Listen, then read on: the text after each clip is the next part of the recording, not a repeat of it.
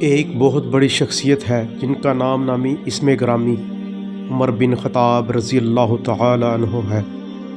اسلام کی تاریخ میں اس شخصیت کو فاروق اعظم رضی اللہ تعالی عنہ کے نام سے جانا اور پہچانا جاتا ہے، اور مسلمانوں کے نزدیک محمد رسول اللہ صلی اللہ علیہ وآلہ وسلم کے بعد مقام، مرتبے، شان اور منزلت کے لحاظ سے پوری کائنات میں انبیاء اور رسول کو چھوڑ کر اگر کوئی دوسری بڑی شخصیت ہے تو وہ فاروق اعظم رضی اللہ تعالی عنہ کی ہے۔ مسلمانوں کا عقیدہ یہ ہے کہ رب العزت نے انبیاء اور رسولوں کے بعد سب سے زیادہ افضل مخلوق اگر بنائی ہے تو محمد رسول اللہ صلی اللہ علیہ وآلہ وسلم کے صحابہ کی بنائی، اور خود امام کائنات کا اپنا ارشاد گرامی ہے۔ آپ نے ارشاد فرمایا ہے کہ جس طرح اللہ نے مجھے تمام نبیوں میں سب سے افضل بنایا ہے، اسی طرح رب الکائنات نے میرے صحابہ کو تمام انبیاء کے صحابہ سے افضل بنایا ہے۔ ان افضل ترین صحابہ میں سے اور اس مقدس ترین گروہ میں سے سب سے بڑی شخصیت اگر کوئی ہے تو حضرت عمر فاروق رضی اللہ تعالی عنہ کی ہے۔ فاروق اعظم رضی اللہ تعالی عنہ مقام، مرتبے، شان، قدر و قیمت، اجر و ثواب کے لحاظ سے تو سرور کائنات کے بعد اسلام کی دوسری بڑی شخصیت ہیں، لیکن کارکردگی کے لحاظ سے، اسلام کی خدمت کے لحاظ سے، اسلامی حکومت کی تاسیس کے لحاظ سے، اسلامی تعلیمات کی نشر و اشاعت کے لحاظ سے، قرآن و سنت کی خدمت کے لحاظ سے، اور اسلام کے علم کو کائنات میں بلند و بالا کرنے کے لحاظ سے نبی پاک صلی اللہ علیہ وآلہ وسلم کے بعد پوری اسلامی تاریخ میں اگر سب سے بڑی کوئی شخصیت ہے تو حضرت عمر فاروق رضی اللہ تعالی عنہ کی ہے۔ اجر و ثواب صدیق اکبر رضی اللہ تعالی عنہ کا زیادہ ہے، لیکن اسلامی حکومت کے قیام میں سب سے زیادہ کردار اگر ادا کیا ہے تو فاروق اعظم رضی اللہ تعالی عنہ نے کیا ہے، اور حضرت محمد رسول اللہ صلی اللہ علیہ وآلہ وسلم کے اپنے ایک فرمان گرامی سے بھی اس بات کی تائید ہوتی ہے۔ امام کائنات علیہ الصلاۃ والسلام ایک دن نماز فجر کے بعد اپنی مسجد پاک میں اپنے صحابہ کے سامنے بیٹھ گئے، سلام پھیری۔ حضور نبی پاک صلی اللہ علیہ وآلہ وسلم نے اپنا رخ اپنے اصحاب کی طرف کیا، لوگ نبی کائنات کی طرف متوجہ ہوئے۔ آپ نے ارشاد فرمایا، لوگو، آج رات میں نے ایک خواب دیکھا۔ خواب کے بیان سے پہلے یہ مسئلہ اچھی طرح سمجھ لیجئے کہ نبی کا خواب وحی ہوتا ہے، اس کی حیثیت وحی ہوتی ہے جو آسمان سے اترنے والی وحی کی ہوتی ہے۔ خواب اور وحی میں کوئی فرق نہیں ہوتا۔ محمد رسول اللہ صلی اللہ علیہ وآلہ وسلم خواب میں وہی کچھ دیکھتے ہیں جو عرش والا بذریہ وحی آپ کو دکھاتا ہے۔ چنانچہ محمد رسول اللہ صلی اللہ علیہ وآلہ وسلم نے ارشاد فرمایا کہ لوگو، میں نے ایک خواب دیکھا ہے۔ صحابہ اکرام رضوان اللہ علیہ مجمعین نے نبی پاک کی خدمت میں عرض کی، یا رسول اللہ، آپ نے کیا خواب دیکھا ہے؟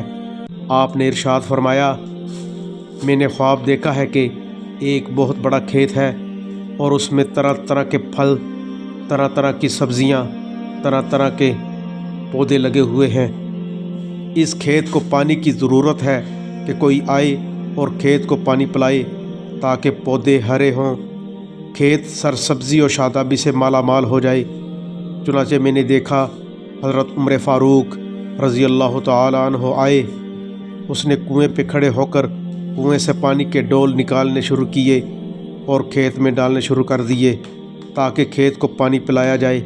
فرمایا، کنویں پر پڑا ہوا ڈول بہت بڑا ہے اور صدیق اکبر رضی اللہ تعالی عنہ اس کو نکالنے میں دقت دشواری محسوس کر رہے ہیں، لیکن بہرحال اپنی بساط کی حد تک حضرت عمر فاروق رضی اللہ تعالی عنہ نے کنویں سے پانی نکالا، کھیت کو دیا، لیکن کھیت سیراب نہیں ہوا۔ فرمایا، پھر عمر آئے۔ حدیث پاک کے الفاظ ہیں، نبی کائنات صلی اللہ علیہ وآلہ وسلم ارشاد فرماتے ہیں، میں نے دیکھا کہ فاروق اتنی تیزی سے پانی نکال رہا ہے گویا کہ پانی نکالنے میں اسے کوئی دقت محسوس ہو ہی نہیں رہی۔ امام کائنات کہتے ہیں، میں نے زندگی میں کبھی کنویں سے ایسا پانی نکالتے ہوئے کوئی بندہ نہیں دیکھا، اتنی تیزی سے پانی نکال رہا ہے، کھیت کو پلا رہا ہے۔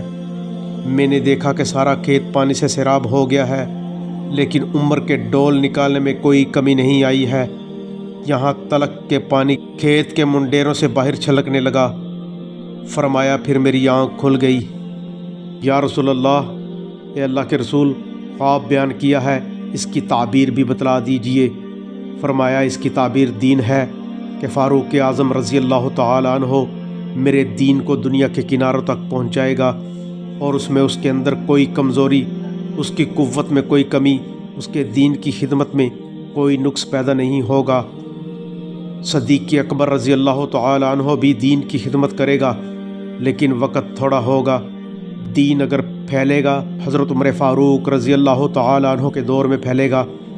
چنانچہ محمد رسول اللہ صلی اللہ علیہ وآلہ وسلم کی پیشن گوئی پوری ہوئی، ایسے پوری ہوئی کہ اس زمانے میں دنیا کی دو سب سے بڑی سلطنتیں، حکومتیں تھیں۔ جس طرح آج دنیا کی دو بڑی طاقتیں ہیں، اس زمانے میں بھی دنیا کی دو سپر طاقتیں تھیں، ایک روم، دوسرا ایران۔ یہ دنیا کی سب سے بڑی سلطنتیں، دنیا کی سب سے بڑی حکومتیں، دنیا کی سب سے بڑی طاقتیں تھیں۔ حضرت عمر فاروق رضی اللہ تعالی عنہ نے محمد رسول اللہ صلی اللہ علیہ وآلہ وسلم کے پرچم کو اٹھایا اور دونوں طاقتوں پر بیک وقت حملہ کیا اور دونوں کے سروں کو اپنے پاؤں کے نیچے روند ڈالا۔ روم کی سلطنت بھی فاروق کے زمانے میں دم توڑتی ہے، ایران کی سلطنت بھی فاروق رضی اللہ تعالی عنہ کے زمانے میں دم توڑتی ہے۔ اور پھر ایک دن آپ کا ایک یار، ساتھی، دوست آپ سے پوچھتا ہے، اے عمر رضی اللہ تعالی عنہ، اسلام لانے سے پہلے میں نے ایک دن تجھ سے پوچھا تھا تیری سب سے بڑی آرزو کیا ہے، تو نے اس دن کہا تھا کہ میری سب سے بڑی آرزو یہ ہے کہ میرے پاس 100 اونٹوں کا ریوڑ ہو جائے، میں ان کو چراؤں، اونٹنیوں کا دودھ پیوں، ان کی اون سے خیمے بناؤں اور آرام کی زندگی گزاروں۔ بتلاؤ آج تم مسلمانوں کی سلطنت کے سربراہ ہو، آج تمہاری سب سے بڑی خواہش کیا ہے؟ تو فاروق اعظم رضی اللہ تعالی عنہ نے جواب دیا کہ آج میری خواہش کو الفاظ کے سانچے میں ڈھالا نہیں جا سکتا۔ فرمایا آج میری سب سے بڑی آرزو یہ ہے کہ کائنات کا کوئی چپا ایسا نہ بچے جہاں محمد رسول اللہ صلی اللہ علیہ وآلہ وسلم کا پرچم نہ لہرا رہا ہو۔ دنیا میں کوئی ایک ایسی جگہ باقی نہ بچے جہاں محمد رسول اللہ صلی اللہ علیہ وآلہ وسلم کا دین نہ پہنچ گیا ہو۔